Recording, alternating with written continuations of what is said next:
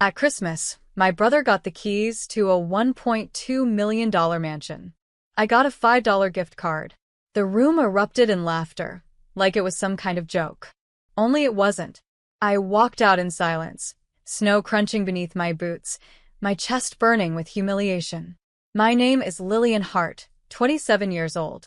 And if you think you know how this ends, stay tuned. Because what happens when the family that raised you treats you like an afterthought, then realizes that afterthought is holding the real power? I still remember that voicemail an hour later. Dad's voice was sharp, commanding, arrogant. "Return the house or we'll call the cops." The words replayed in my head over and over while I sat in my car outside their glittering home. Everyone inside was warm, drunk, celebrating his success. No one noticed me slip away. But the deed in my bag said something very different. The mansion they had just gifted my brother, the one they thought was his, legally had my name on it. Mine. They thought I'd stay quiet. They thought I'd stay small. Instead, I smiled in the dark, a smile so sharp it hurt my cheeks. If they wanted war, they were about to learn the difference between a spoiled son and a daughter who'd had enough. Because the mansion wasn't just a house. It was the beginning of a reckoning. And by the time Christmas lights came down, the golden child's crown would be nothing but ash. The next morning, my phone buzzed nonstop. Missed calls. Texts dripping with threats, then fake sweetness. "Lillian, let's talk this out. Return the deed before this gets ugly. You don't deserve that property anyway." I sat at my tiny kitchen table, the $5 gift card lying there like an insult carved in plastic. My brother's smug face flashed in my mind, the way he dangled those mansion keys like a trophy. The way Mom said he earned it. Earned it? He hadn't worked a day in his life. Every car, every vacation, every success, paid for by my parents' money, by their endless devotion to their golden boy. Me? I was the one working double shifts, scraping by, paying off student loans while they laughed about my little life. But this deed? This was no accident. 5 years earlier, I'd loaned Dad money when his business teetered on collapse. He never thanked me, never repaid me. I let it go until a lawyer friend whispered advice. Secure collateral. So I did. In silence. I made him sign. And he forgot. Until now. And suddenly, the tables had turned. By afternoon, Dad and Mom showed up at my apartment uninvited. Dad's fists pounded the door. "We can handle this quietly, Lil. Don't make a scene." I opened the door just enough to see their faces. Red, frantic, desperate. For once, they were the ones begging. I leaned against the frame, calm, steady. "I'm not giving it back. Not now, not ever." Mom gasped like I'd slapped her. Dad's jaw twitched. My brother hovered in the background, too cowardly to speak. For the first time in years, I wasn't the embarrassed one. They were. And it was only the beginning. By the third day, their tone had changed. The voicemails weren't threats anymore. They were pleas. "Sweetheart, your brother has a family. He needs stability. Think about how selfish this looks. You don't even know how to handle a place like that. Be reasonable. Sign it over. We'll make sure you're taken care of." Taken care of. Like a stray dog they'd toss scraps at. I drove to the mansion that afternoon. The air smelled of pine and cinnamon, the kind of staged luxury scent that made real life feel fake. A silver bow still hung across the garage. The driveway shimmered with imported stone. For a moment, standing there, I wanted to cry. Because this house wasn't just bricks. It was proof. Proof that after years of being laughed at, ignored and dismissed, I had finally flipped the script. Inside, I walked room by room, gleaming hardwood floors, a chandelier dripping like stars, a balcony with ocean views. My heart didn't ache. It hardened. I sat at the mahogany desk in the study, pulled out the title deed, and whispered aloud. "My name is on it. Not his. Mine." That night, I called my lawyer. File the notice.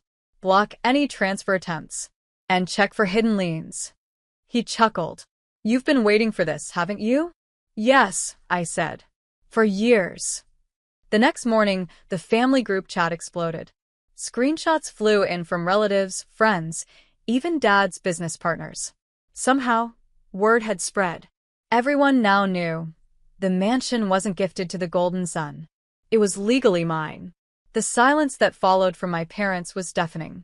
And then, at exactly 7:02 p.m., a text came in from my brother. 5 words. "You'll pay for this." But he didn't realize he was already paying. My brother's threat wasn't empty. It came with action. By sunrise, I got an email from the HOA. Unauthorized occupant reported. Ownership in dispute. Investigation underway. I smirked. Classic. He'd gone whining to the board, trying to paint me as some intruder in my own home.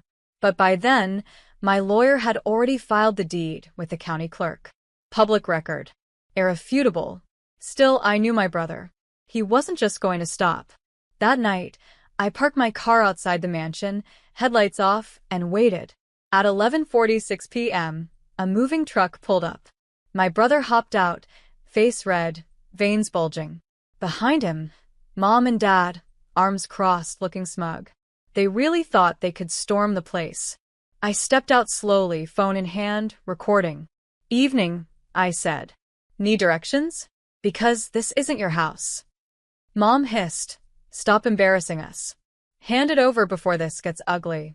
I tapped the document app on my phone, holding the glowing screen toward them. Title deed. Filed. Stamped. My name. Not his. Dad lunged forward, but froze when I added. "And this conversation?" Already uploading to the cloud. Their faces dropped. Rage mixed with panic. They weren't used to being cornered. My brother kicked the moving truck tire, cursing under his breath, then spat. "You don't deserve it. You've always been nothing." I smiled. Funny. Nothing usually doesn't own a $1.2 million mansion. For a moment, the silence was thick enough to choke on. Then Mom snapped, "Fine. Enjoy your precious house. But don't come crawling back when you're alone." They left in a storm of headlights and dust. But I knew it wasn't over. Because less than an hour later, an unknown number called. A deep voice said, "We need to talk. About your brother's debt." The voice on the phone was sharp, heavy with menace. "Your brother owes us $200,000. And guess whose address is now on record for collateral?" My stomach tightened, but I didn't flinch. "That's his problem, not mine." The man chuckled darkly. "See, that's where you're wrong. Family always pays." Click. The line went dead. For a moment, I stood frozen in the middle of the marble foyer, staring at the chandelier swaying faintly above me. They weren't bluffing. My brother's recklessness had finally come to collect, and somehow, he tied me into it. I checked the county records again. Sure enough, tucked inside the deed file was a lien attempt, dated weeks earlier, under my name. My brother had forged signatures. He'd been planning to pin this mansion as collateral before I even knew it was mine. The audacity almost made me laugh. Almost. Instead, I called my lawyer. Freeze everything. File a fraud alert. Notify the sheriff. And get me every single document with my name on it. By noon the next day, I had a folder thicker than a phone book. Fake loan agreements. Bogus contracts. My signature scrawled across pages I'd never seen. My parents knew. They had to. That night, I drove to their house. My brother's BMW sat crooked in the driveway, music blasting from inside. I rang the bell. Mom answered, eyes narrowed. "You look tired," she said. "Keeping up with your new life already?" I held up the folder and smiled. More like cleaning up his mess. Her smirk faltered. Dad appeared behind her, tense. "Whatever this is, you'll drop it. For the family." I leaned closer, lowering my voice until it cut sharp. "The sheriff will be here tomorrow morning. I suggest you prepare yourselves." For once, they had no comeback. But just as I turned to leave, my brother stumbled into the hall, clutching his phone. He grinned, slurring his words. "You think you've won? Wait until the bank auction. Let's see how you feel when strangers are living in your mansion." The next morning, my phone buzzed at 8:17 a.m. "Sheriff's office. We're outside your parents' residence." You might want to come down. By the time I arrived, the scene was pure chaos. A patrol car in the driveway. My brother pacing with his hair a mess, yelling into his phone. My mom clutching her robe like a shield, whispering furiously to Dad. And Dad, arms crossed, glaring at me as though I had betrayed them. The deputy held up the folder of forged documents.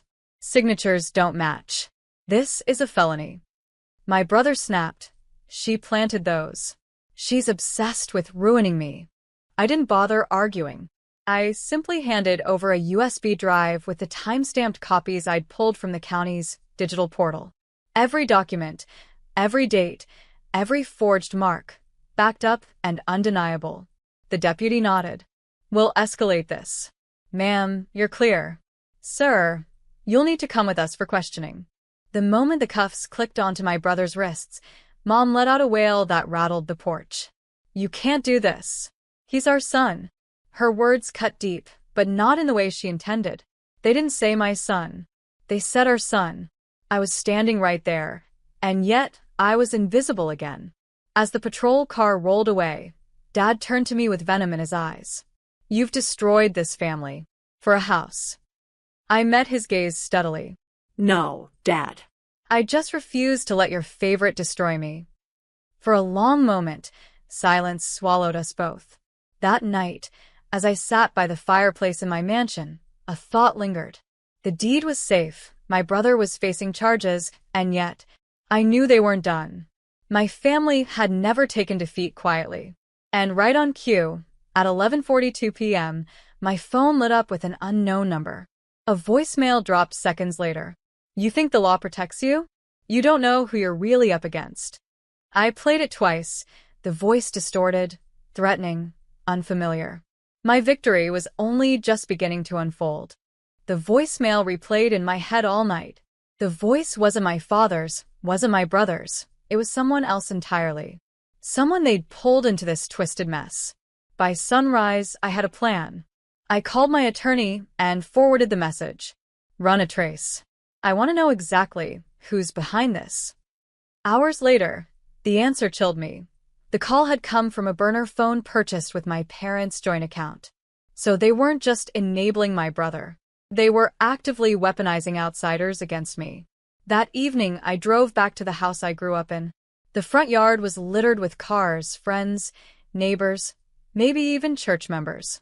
It looked like a gathering staged for sympathy. Inside, my parents sat with smug expressions while my brother, out on bail, sulked in the corner. Mom started first. You think money and paperwork make you better than us? We've spoken to people who can fix this. You won't win.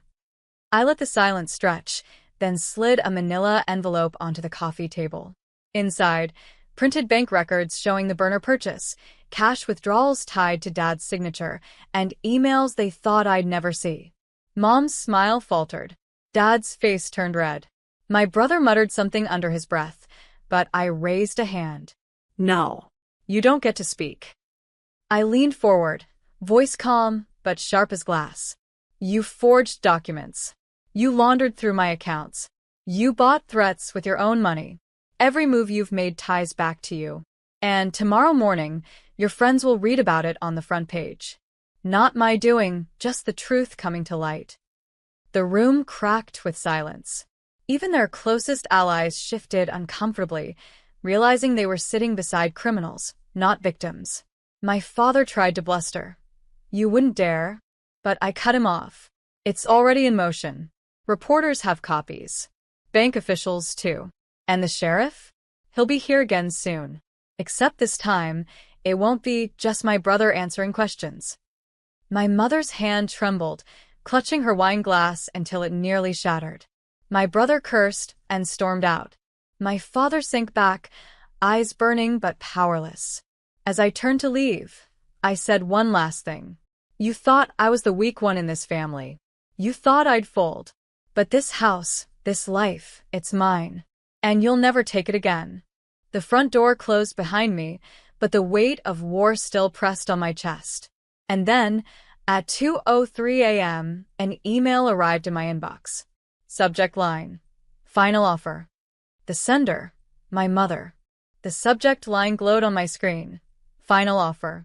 For a moment, my hands hovered above the keyboard, my heart pounding. I clicked. Inside was a single line from my mother. Let's talk privately. We can make this right. No apologies. No remorse. Just negotiation like my dignity had a price tag. I didn't reply. Instead, I forwarded the email to my lawyer, CCNG the bank investigator, and the local reporter already circling the story. Then I closed my laptop and let silence be my answer. By noon, the fallout began. Headlines screamed about financial fraud, forged deeds, and family betrayal. Neighbors whispered. Friends vanished. My brother lost his job, his car repossessed, and every ounce of his golden boy shine. My parents' accounts froze, their circle of influence collapsing overnight. And me? I stood on the balcony of the mansion, the one they said wasn't mine, watching the ocean waves crash against the cliffs. For the first time, I felt something I hadn't in years. Peace. When Dad called, begging, I let it ring. When Mom left voicemails, sobbing about families sticking together, I deleted them all. When my brother showed up at the gates, demanding I fix it, the guards escorted him off the property without a word from me. I had spent years begging for scraps of love, for recognition, for fairness. But I wasn't begging anymore. I wasn't their embarrassment, their scapegoat, or their backup plan. I was free, and as the Christmas lights twinkled faintly on the eaves of my home, I whispered the only gift they had ever truly given me, the strength to cut them out, once and for all.